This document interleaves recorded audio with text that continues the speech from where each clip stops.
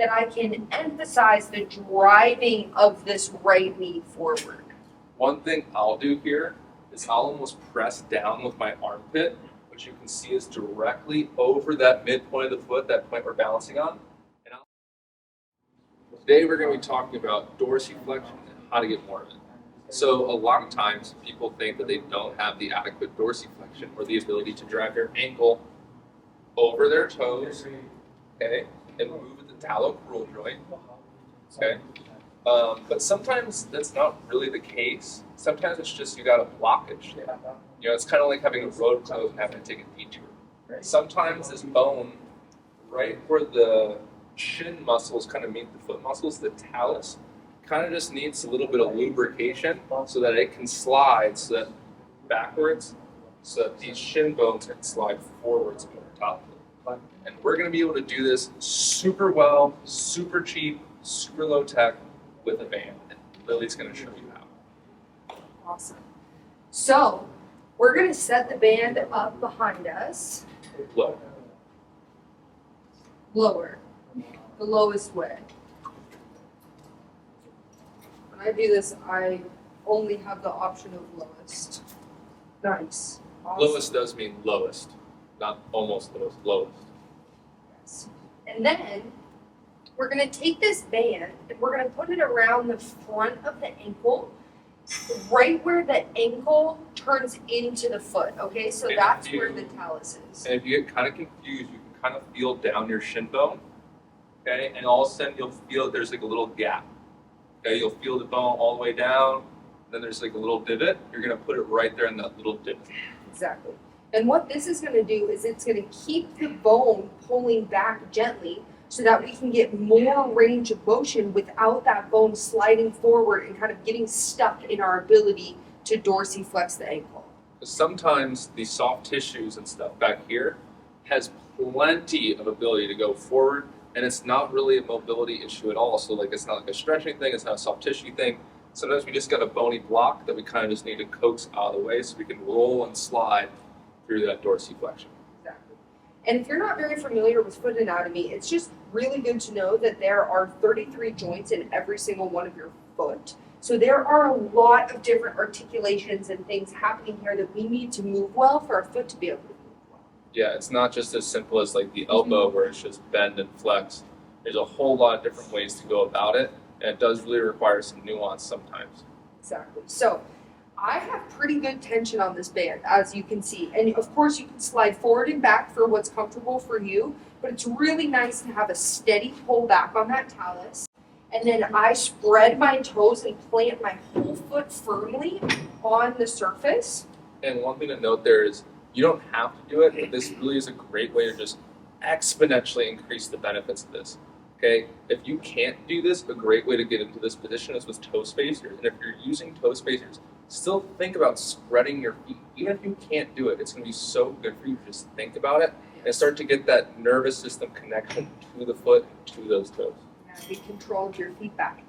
And it's going to change the way it stretches your ankle because all of those muscles are very interrelated. Most of them will be going up into the calf, running right through that ankle. And to back up just a little bit, we're on a stool, obviously, but you could also just be on a bench or whatever it is that you find around the gym that is a similar height to this. You really just need to get your foot off the ground. Simple.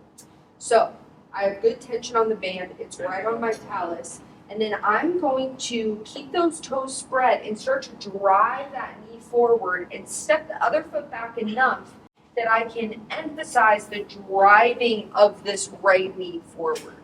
One thing I'll do here is I'll almost press down with my armpit, which you can see is directly over that midpoint of the foot, that point we're balancing on.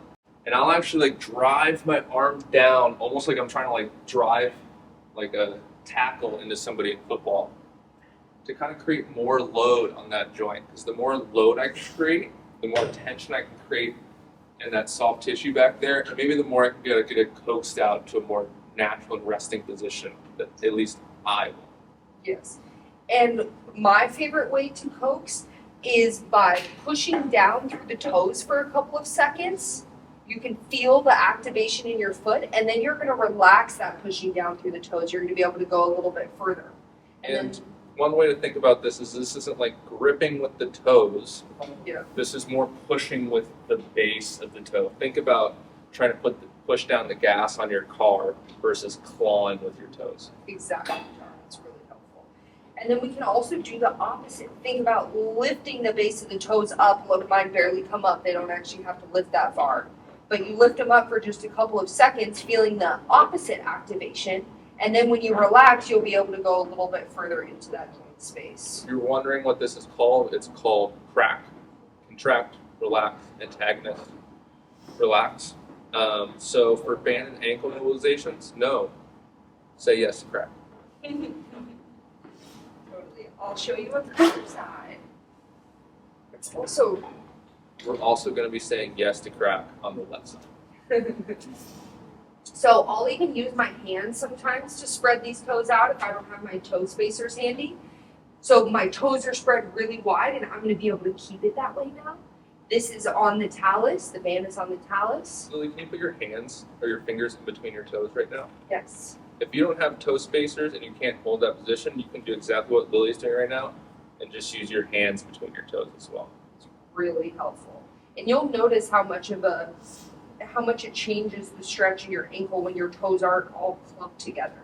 One thing that can be really helpful before you do this too is foot rolling with a lacrosse ball or a tennis ball or a golf ball, and we have a video for that too. So just look up on our YouTube the foot rolling video, because that will really, really increase your return on investment for this movement. Absolutely. And again, on this side, I press down, and you see my toes aren't crumpling up at all. I'm just pressing the whole gas pedal down, and then I'm relaxing a little bit I'm relaxing all the way, to let that knee drive forward. Staying for at least 10 or 15 seconds.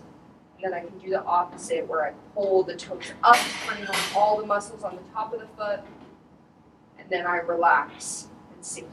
And one thing to do here is feel free to play around, like scooch and slide, and really play around with trying to create that stretch at all different points of the backside of the shin and all those different muscles and tendons and ligaments and fascia and all that. And you'll find your own personal tight spot. Yeah, and it might change daily, so keep playing. Enjoy.